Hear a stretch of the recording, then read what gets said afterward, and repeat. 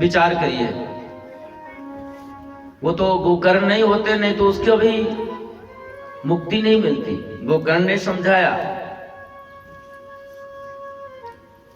अपने मन की डोर जो आपने अपने पुत्र पर लगा दिया, अपनी पत्नी पर लगा दिया। गोकर्ण जी कहते हैं, पिताजी अपने मन की डोर भगवान पर सौंपो। कौन कैसा है, अच्छा है खराब है, ये मत देखो। और हम लोग भी यही देखते हैं, किसी की अच्छाई तो किसी की बुराई। अच्छाई कम देखते हैं, बल्कि बुराई ज्यादा देखते हैं। पहले तो हमको हंस के समान बनना चाहिए, सारग्राही। जैसे एक सूप होता है, सभी माताएं लोगों के घर में होता है, सभी गृहस्थ में। सूप क्या करता है, जो खराब कचरा है उसको बाहर निकाल देता है और अच्छा है उसको अंदर रखता है। तो पहले तो सूप के समान सारग्राही बने, उसकी अच्छाई निकाल करके इसको जीवन में उतारें। राम ने जो किया वो करें, भरत ने जो किया वो करें। लेकिन आजकल तो उल्टा है। 14 वर्ष का वनवास राम को हुआ, भरत को गुरुजी ने गद्दी पर बैठाया, नहीं बैठे। तीनों माताओं ने कहा बैठ जाओ, राम की इच्छा है कि भरत 14 वर्ष का राजा बने। नहीं बैठूंगा। समस्त ग्रामवासियों ने कहा, अयोध्या के वासियों ने कहा भरत नहीं बने। फिर क्या करोगे? बोले मैं राम को वापस लाऊंगा। और नहीं आए, लाख प्रयास करने पर भी मेरे राघव नहीं आए, क्योंकि पिता की प्रतिज्ञा का पालन करना था, जो वो भी प्रतिज्ञा से बंधे हुए थे। तो भरत भैया बोले, राघव आप पिता के प्रतिज्ञा से बंधे हुए हैं और मैं वंश की परंपरा से बंधा हुआ हूं। मेरे वंश की परंपरा है कि सूर्यवंश का बड़ा पुत्र ही राजा बनेगा। ध्यान रखिएगा, छोटा पुत्र राजा नहीं बन सकता, बड़ा होगा जो वही पुत्र राजा बनेगा। मैं भी प्रतिज्ञा करता हूं, 14 साल जिस प्रकार आप रहेंगे वही वेश धारण करके मैं अयोध्या की गलियों में रहूंगा, लेकिन कभी राजा नहीं बनूंगा। नहीं बना। और राम ने जैसे जीवन जिया, कंदमूल फल खा करके 14 वर्ष का समय व्यतीत किया, वैसे मेरे भरत ने 14 वर्ष का समय व्यतीत किया। आप लोग कथा से परिचित हैं।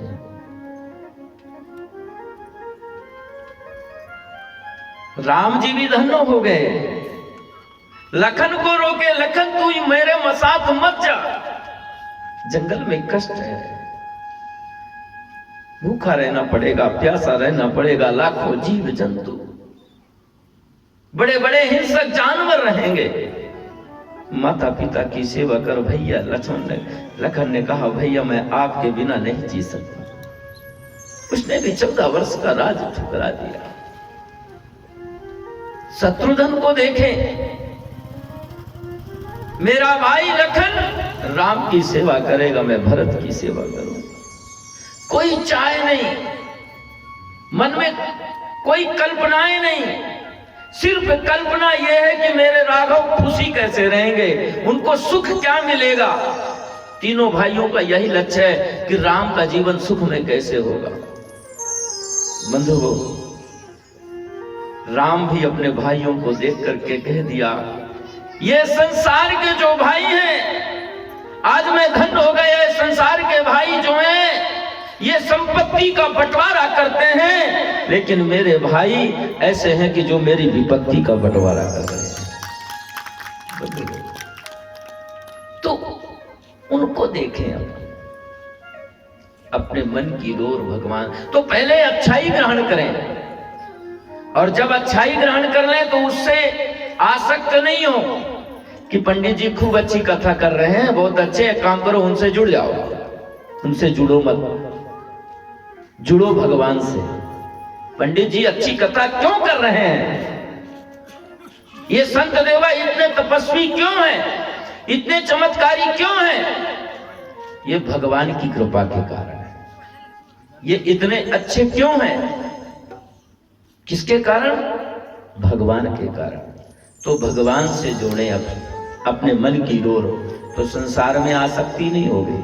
कल मैंने भी कहा था ये बात, फिर से दोहराता हूं बार बार, कि यदि हम दुकानदार हैं तो दुकानदारी करें 4 घंटे 6 घंटे 8 घंटे बैठ करके, जो भी आपके पास समय है, ये हमारा धर्म है।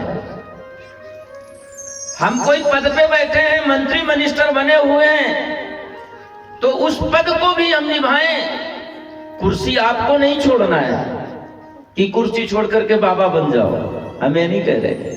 आप घर परिवार छोड़ करके बाबा बन जाओ, बैरागी बन जाओ।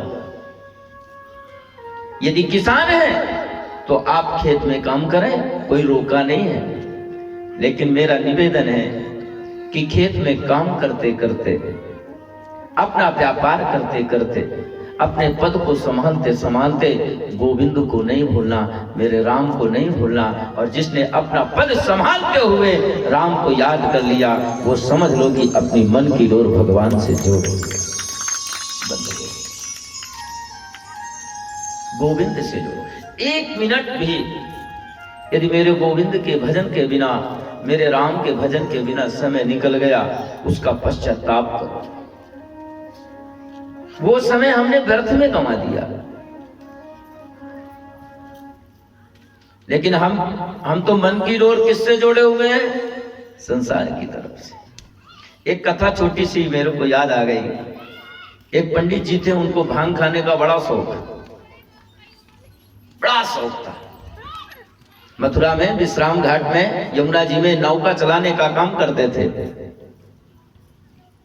रोज जैसे शाम को जाते थे, सब सुबह से लेकर के शाम तक नौका चलाते थे, नौका विहार करते थे। भैया शाम को चलना है। लेकिन पंडित जी ने उस दिन ज्यादा भांग पी ली। ध्यान रखिएगा, पंडित जी ने ज्यादा भांग पी ली। बोले भैया अब शाम का समय है, चलो। तो सभी लोगों ने अपनी अपनी नौका में बैठा और नौका में बैठ करके नाव को चलाते चलाते चलाते सब पहुंच गए अपने घर।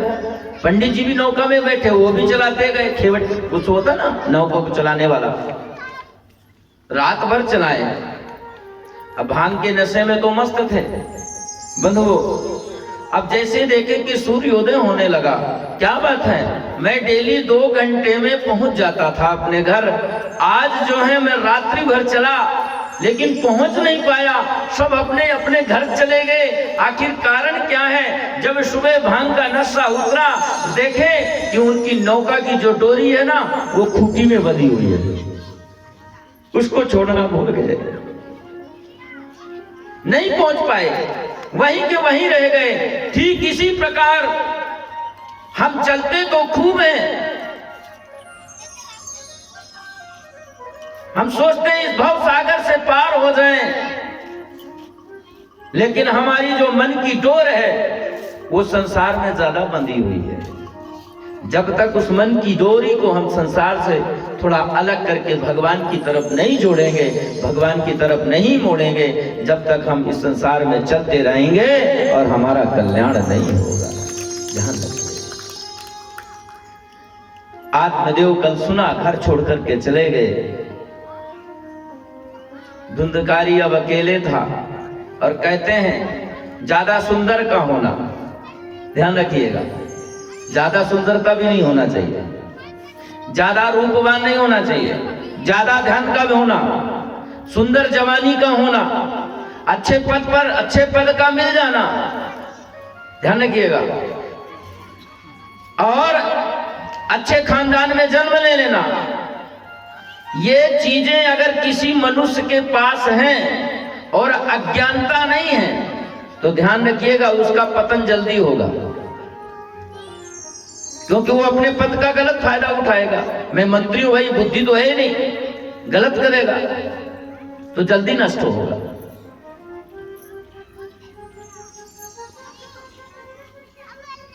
सुंदर जवानी है आपके पास और यदि जवानी में बुद्धि नहीं है तो हो सकता है गलत रास्ते में जा सकता है, ध्यान रखिएगा।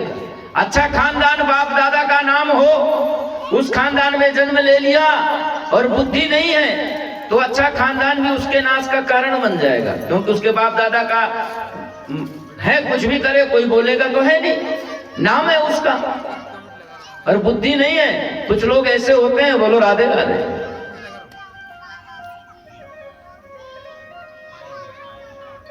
ध्यान रखिएगा, अगर ये आभूषण है अच्छे व्यक्ति के, लेकिन दुर्बुद्धि वाले व्यक्ति के पास यदि ये चीज हो तो बिगड़ने के जल्दी कारण, बिगड़ने के ज्यादा लक्षण हो जाते हैं, बिगड़ सकता है। और बंधुओं,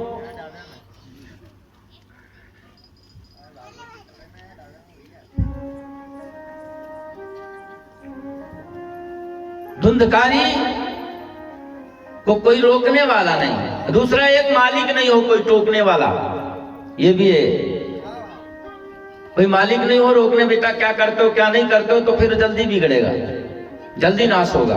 अब उसके पिताजी तो चले गए, मां को खुद ही डरा देता बेचारा धुंधकारी।